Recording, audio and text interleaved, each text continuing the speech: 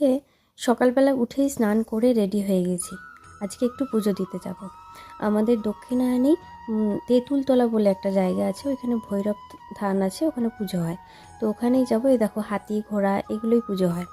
আবার আজকে ছেলের জন্মদিনও আছে, মানে পয়লা মাঘে 16ই জানুয়ারি ওর জন্ম। তা পয়লা মাঘ আজকে পড়েছে আর 16ই জানুয়ারিটা কাল পড়ে গিয়েছে। তো আমরা কি করব, আজকে একটু পুজো দিচ্ছি পরিবারের নামে ওর মঙ্গল কামনায়, আর কালকে ওর বার্থডেটা আমরা সেলিব্রেট করব। তা পুজো দেওয়া হয়ে গেছে। এখানে আমি পুজো দেওয়ার পরে ওই ধূপ আর মোমবাতি দেখিয়ে ঠাকুরকে এগুলো দিচ্ছিলাম। আর এত ভিড়, এত লোক, সকাল সকালই আমি গিয়েছি, তখনও কত ভিড়, আর বেলায় তো আরও ভিড় হতে থাকে। পুজো দেওয়ার পরে আমি একটুখানি চারিদিকটা ঘুরে দেখছিলাম। দেখো মাথার উপরে তেঁতুল গাছগুলো এত বড় বড়, এত পুরনো, মাথার উপরে একদম ছাতার মতো হয়ে রয়েছে।